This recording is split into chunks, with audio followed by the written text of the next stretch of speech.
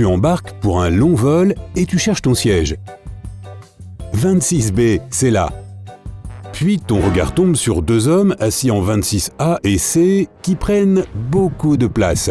Oh non, il y a plein de places vides autour. Allez, je change. Mais pas si vite. Tu pourrais mettre en danger l'avion au complet. D'abord, tu n'es sûrement pas le seul à vouloir changer. Même si peu de personnes le font, elles pourraient déséquilibrer l'avion. Et comme la plupart des appareils sont super sensibles au changement de leur centre de gravité, les conséquences peuvent être désastreuses. Pendant le décollage, les pilotes doivent connaître la répartition du poids dans l'avion pour faire des calculs exacts. S'ils sont faux d'à peine un chouïa, l'avion pourrait se crasher au moment du décollage. Et même si cela ne va pas jusqu'à ce point, les pilotes peuvent avoir du mal à contrôler l'avion si les passagers changent de siège sans prévenir l'équipage. Par exemple, un pilote a une fois eu beaucoup de mal à mettre l'avion dans la position voulue quand 4 personnes ont quitté leur siège et se sont approchées de la cabine. Dans cet aéroport-là, la situation était même critique, car la piste de décollage était très courte. Si quelque chose s'était mal passé, l'avion n'aurait pas pu s'arrêter. D'ailleurs, si le personnel de l'aéroport charge mal les bagages en les insérant par exemple dans les compartiments arrière plutôt qu'avant, cela déséquilibre également l'avion. Dans ce cas, le nez de l'avion montera trop rapidement. On pourrait penser que ça aiderait l'avion à décoller. Mais un mauvais décollage peut être super dangereux. Mais bon, ça ne veut pas dire que tu ne dois jamais changer de siège.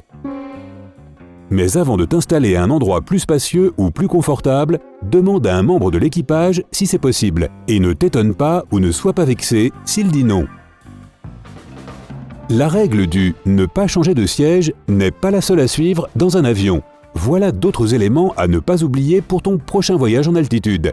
Si tu penses à autre chose, dis-le nous dans les commentaires. Remonte toujours ton plateau dès que l'avion commence à bouger sur la piste et ne le baisse jamais lors du décollage et de l'atterrissage. C'est une mesure de sécurité qui te permet à toi et aux autres passagers d'avoir le chemin libre en cas d'évacuation d'urgence. Garde ton dossier droit pendant le décollage et l'atterrissage. Comme pour le plateau, un siège incliné peut ralentir une évacuation d'urgence car la personne derrière toi sera bloquée. Sans parler du fait que si ton dossier est incliné, il lui serait presque impossible de se mettre en position de sécurité en cas de crash lors de l'atterrissage. Si tu as le choix quand tu réserves un vol, choisis l'avion le plus gros. Les avions avec plus de 30 sièges sont bâtis et certifiés par des régulations encore plus strictes. Si tu es dans un grand avion, tu as aussi plus de chances de survivre à un accident. N'oublie pas qu'être assis près de l'issue de secours te donne plus d'espace pour tes jambes, mais aussi de plus grandes responsabilités. Tu devras aider les autres passagers à évacuer l'avion. C'est pour cela que seuls les adultes en bonne forme physique peuvent occuper ces places. Et ils doivent absolument lire les procédures d'évacuation d'urgence pour savoir comment agir si quelque chose ne va pas.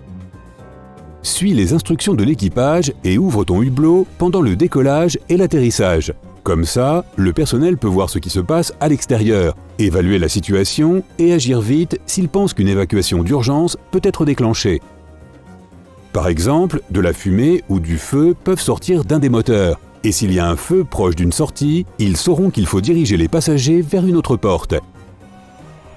Choisis un vol direct sans escale si tu peux.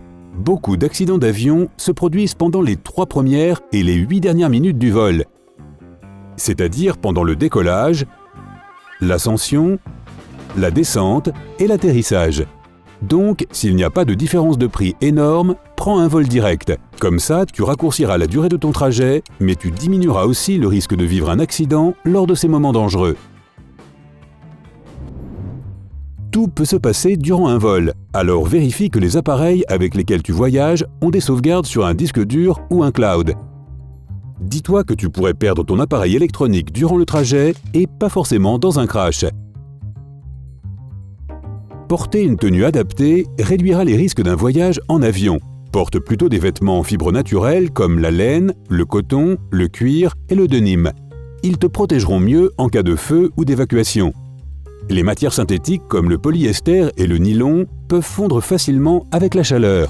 Tes vêtements doivent aussi être confortables et amples pour pouvoir être libre de tes mouvements. Choisis des manches longues et un pantalon. Ils couvriront mieux ton corps et t'offriront chaleur et protection en cas de besoin. Enfin, choisis bien tes chaussures. Pas de talons hauts, de tongs ou de sandales. On te demandera de les enlever si tu dois descendre par le toboggan de l'avion. Cela te ralentira et augmentera le risque que tu t'entailles les pieds avec des débris de métal ou du verre cassé.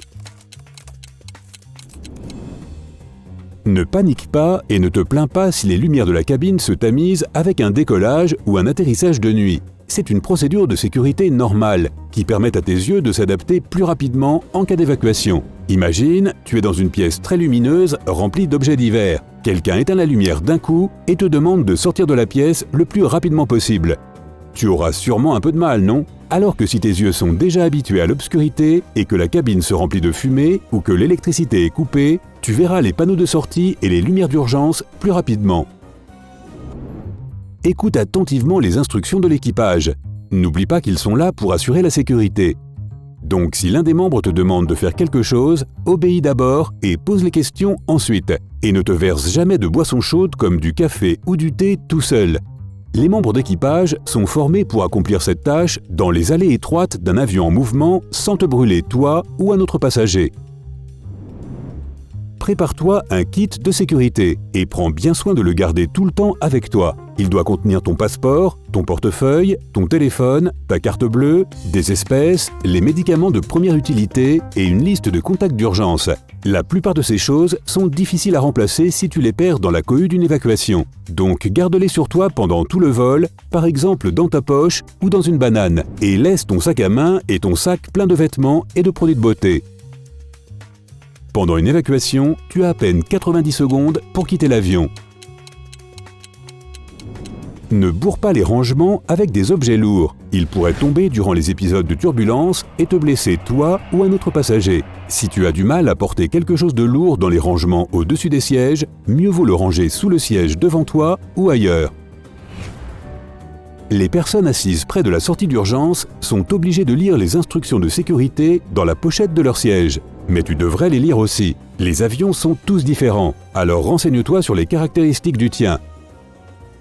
Si un malheur arrive, cela pourrait te sauver la vie. Pour la même raison, écoute toujours bien le briefing de sécurité avant le décollage. Si tu es témoin d'une activité suspicieuse ou de sacs étranges, dis-le tout de suite à un membre de l'équipage, si tu es déjà dans l'avion, ou à un agent de sécurité si tu es encore à l'aéroport. Ce n'est sûrement rien, mais mieux vaut prévenir que guérir. Tu perdras du temps à trouver la place la plus sûre d'un avion, car elle n'existe pas. Même si tu es proche d'une sortie, elle pourrait ne plus fonctionner après un accident. Et si un siège côté couloir peut te permettre d'évacuer plus vite, tu pourrais aussi être blessé par des objets qui tombent des rangements au-dessus des sièges. Eh bien, tout ça me donne envie de prendre l'avion. Vois ça du bon côté. Plus tu es préparé à faire face à un événement, moins il a de chances de se produire. Bon, je viens d'inventer ça, mais ça sonne bien, non? Si tu as appris quelque chose de nouveau aujourd'hui, aime cette vidéo et partage-la avec un ami. Et voici d'autres vidéos cool que tu aimeras. Choisis juste celle de gauche ou de droite et reste avec sympa.